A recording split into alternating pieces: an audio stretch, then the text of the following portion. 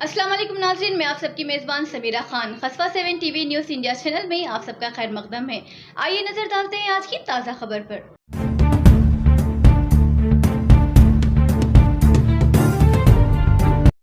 खुशामदीद मोहतरम नाज़रीन, आप तमाम का खसवा 7 न्यूज़ चैनल में खैर मकदम है।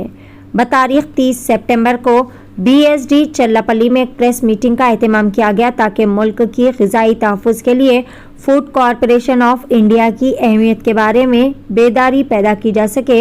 इस मौके पर डिविजनल मैनेजर डिविजनल दफ्तर तारनाका में श्री मुर्तुंजय कुमार ने खरीदारी, तकसीम और ज़ख़ीरा के कामों में FCI की अहमियत को वाज़े किया। इन्होंने अवामी तकसीम के निज़ाम और इस किरदार पर भी जोर दिया जिसने चावल को ग़िज़ाई तहफ़्फ़ुज़ फराहम किया है। Assistant general manager quality control Shri Gajanan ने 4 खलायों की हत्ताउल निकात और इसके अज्जा की वजाहत की। FR के माइक्रो न्यूट्रिएंट जैसे फॉलिक एसिड, आयरन और विटामिन B12 से बनी है जो कि हमारे जिस्म में खून की कमी से पाक बनाने के लिए इसमें बेहतरीन ताकत व क़ुव्वत है। गोदाम के ऑपरेशंस और मखसूस ब्लॉक का दौरा किया गया और लाइव सैंपलिंग, प्रेजर्वेशन और स्टेकिंग की वजाहत की गई।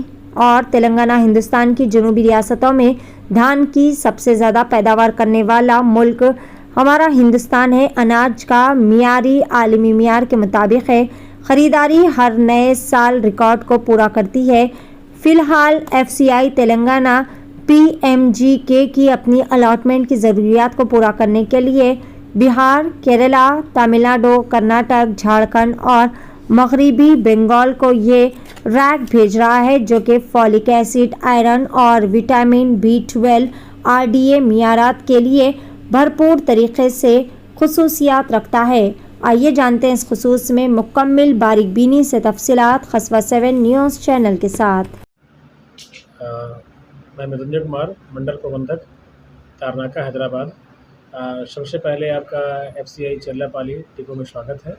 ये मीडिया विजिट आप लोगों के बुलाया गया है कि FCI अपने जो अचीवमेंट है या प्रयास है, उन्होंने सफलता पाई है लास्ट 2-3 सालों में, उसको आपको वर्णन कर सकें। ये जैसा कि आप जानते हैं कि FCI की स्थापना 1965 में हुई थी और आज 60 साल हमारे पूरे होने को हैं।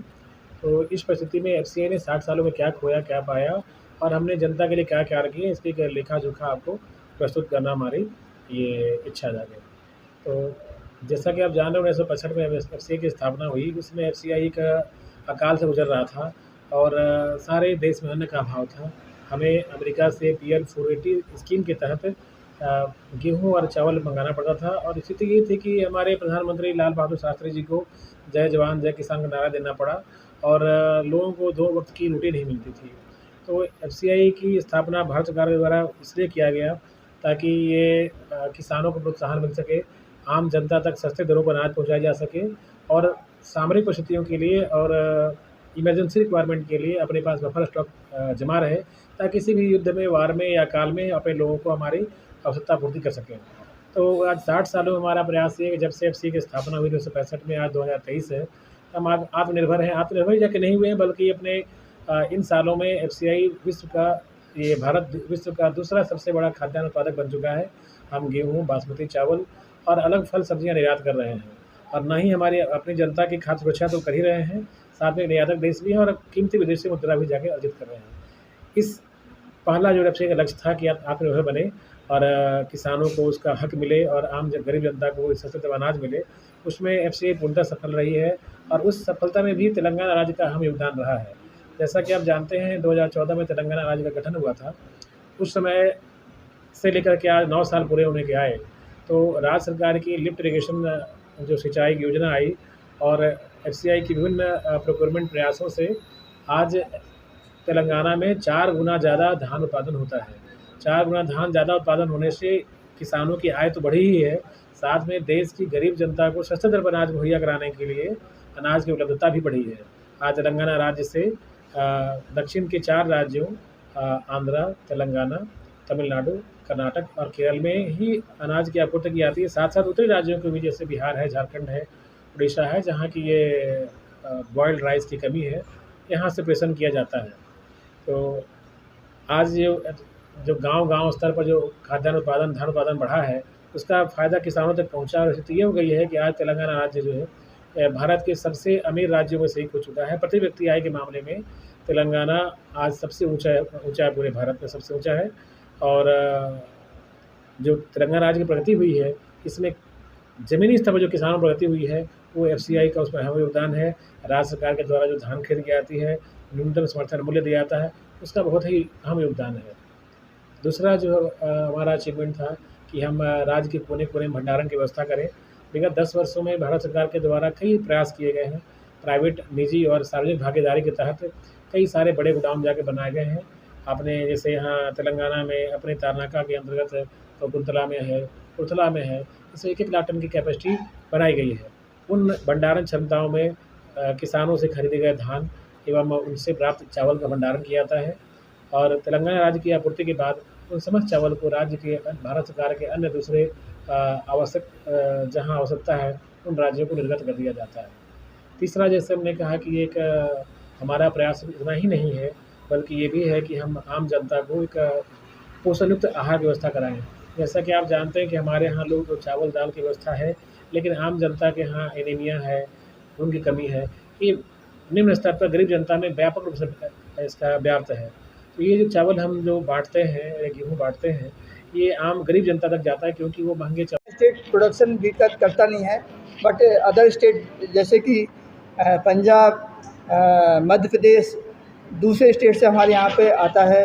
यहाँ पे हम डिफरेंट स्कीम्स में इसको डिस्ट्रीब्यूट करते हैं। इसका हम अपने लेवल पे प्रिजर्वेशन करते हैं, पूरा रख रखाव पूरा एकदम से इसका कोई किसी प्रकार का क्वालिटी डिटोरिएशन ना हो, उस चीज़ का हम पूरा ध्यान रखते हैं। इसका जब हम डिस्ट्रीब्यूशन करते हैं उससे पहले भी इसका टेस्टिंग कराते हैं, मीन्स इसमें कोई प्रॉब्लम तो नहीं है। रेजिडुअल कोई हम जो केमिकल्स यूज़ कर रहे हैं फ्यूमिगेशन वगैरह का, तो उसका भी रेजिड्यू इफ़ेक्ट है या नहीं, उसका भी हम हमारे पास क्वार्टरली मतलब हाफ ईयरली सैंपल जाता है। जो स्टॉक जाएगा उसका हम सैम्पलिंग करवा के ही हम डिस्ट्रीब्यूट करते हैं। तो मीन्स किसी प्रकार की कोई प्रॉब्लम कंज्यूमर को नहीं है, इसलिए हम सारा चीज़ें अपना। और हम लोग एक जोनल लैब यहाँ पे एस्टेब्लिश कर रहे हैं, वो दिस मंथ इनॉग्रेट हो जाएगा। सम्माननीय पीयूष गोयल सर यहाँ पे आएंगे इसको इनॉग्रेट करने के लिए। हाँ, तो इसमें सभी प्रकार का, जिसमें हम विटामिन भी चेक कर सकते हैं, कोई एडल्ट्रेशन है तो वो भी चेक करने का प्रोविज़न है, आपका जो रेजिडुअल इफ़ेक्ट है वो भी है। सारी चेकिंग, फूड से संबंधित पूरा चेकिंग करने का हमारे पास लैब बन रहा है। సార్ బయట డంప్ చేస్తారు. అది డంప్ చేసిన తర్వాత క్వాలిటీ శాంపుల్ తీసేసి వాటిని అనాలిసిస్ చేస్తారు. అనాలిసిస్లో మనం కన్సైన్ ఒక్కో దాంట్లో 580 బ్యాగ్స్ ఉంటాయి, మొత్తం 3480 బ్యాగ్స్ ఉంటాయి. సో వీటిని అంటే క్వాలిటీ కంట్రోల్ వాళ్ళు చెక్ చేసిన తర్వాత ముందు క్వాలిటీ కంట్రోల్ స్టాఫ్ ఉంటారు, ఒక టీఏ వచ్చేసి శాంపులింగ్ క్రాస్ చేస్తారు. తెలుసు food safety and standards authority of India అన్నది ఫుడ్ రిలేటెడ్ ప్రోడక్ట్స్ మీద రెగ్యులేషన్స్ అన్నీ తెస్తుంది. So as per food safety and standards authority of India ప్రకారం whatever food is being given to consumers, it has to be safe and nutritious. So సేఫ్గా ఉండాలి అంటే అది check చేయాలన్నమాట.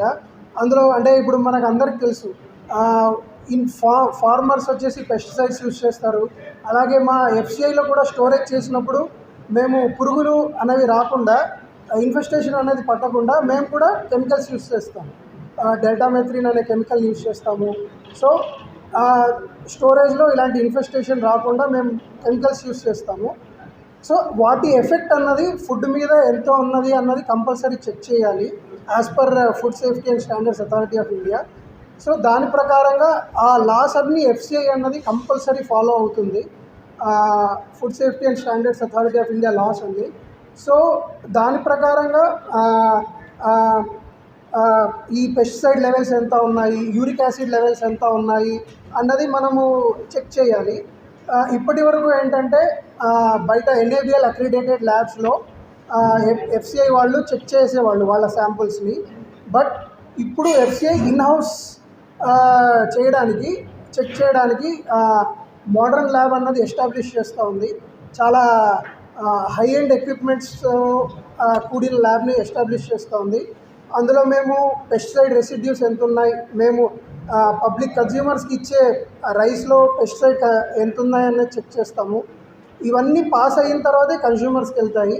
So అలాగే మా సార్ వాళ్ళు చెప్పినట్లుగా అనీమియా ముక్త భారత్ కింద ఫోర్టిఫైడ్ రైస్ అన్నది ఎఫ్సిఐ అన్నది కన్జ్యూమర్స్కి ప్రొవైడ్ చేస్తూ ఉంది.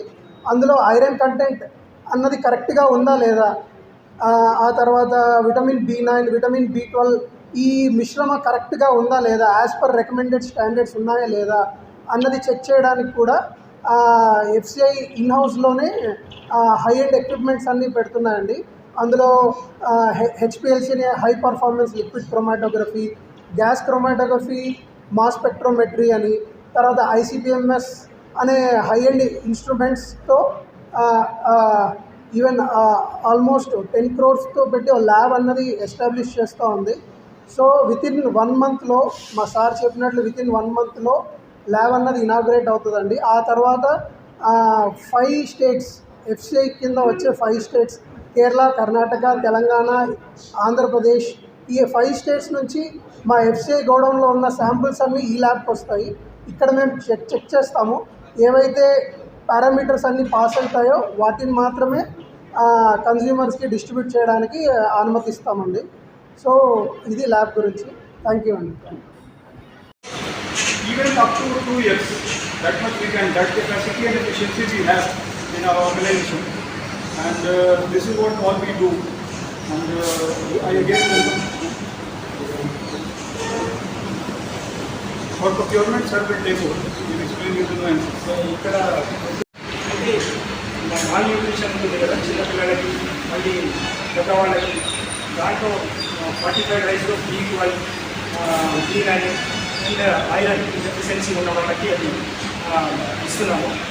అది మేము ఇది చూడొచ్చు ఆర్ఎస్ 45 ఇలా ఉంటుంది. దాన్ని 1:100 రేషియోలో మేము కలుపుతాం. అంటే 90 kgs రైస్ ఉంటే దాంట్లో 1% 45 రైస్ కలుపుతాం. అలాగే సేమ్ బాయిల్డ్ రైస్లో కూడా అదే 10%లో కలుపుతాము. రకంగా బ్లెండింగ్ అని వస్తుంది. దాంట్లో మైక్రో న్యూట్రియన్స్ ఉంటాయి. దానివల్ల ఏంటంటే మనకు హిమోగ్లోబిన్ కానీ అవన్నీ తక్కువ ఉంటే వాళ్ళకు ఇంకా అది హెల్ప్ఫుల్ అవుతుంది. ఇంకోటి మాల్ న్యూట్రిషన్ కూడా అనుకుంటే వాళ్ళకి పెద్దవాళ్ళకి. ఇంకోటి ఈ B12 మేజర్గా షార్టేజ్ ఉంటే ఏమవుతుందంటే బ్రెయిన్ షార్ప్గా పనిచేయదు, న్యూరో ప్రాబ్లమ్స్ అలాంటివి వస్తాయి. సో వాటి కోసం అని చెప్పేసి సెంట్రల్ గవర్నమెంట్ ఈ మన 45 రైస్ని ఇంప్లిమెంట్ చేశారు.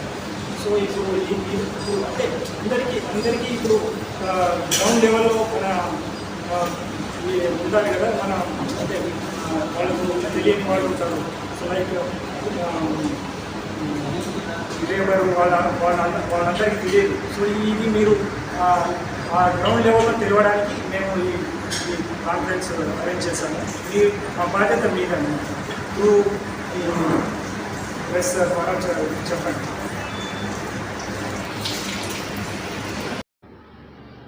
मज़ीद तफसीलात के लिए जुड़े रहे हमारे YouTube चैनल खसवा 7 को और सब्सक्राइब करना बिल्कुल ना भूलें। मिलेंगे बहुत ही जल्द, तब तक के लिए अपना ख्याल रखें। अल्लाह हाफ़िज़।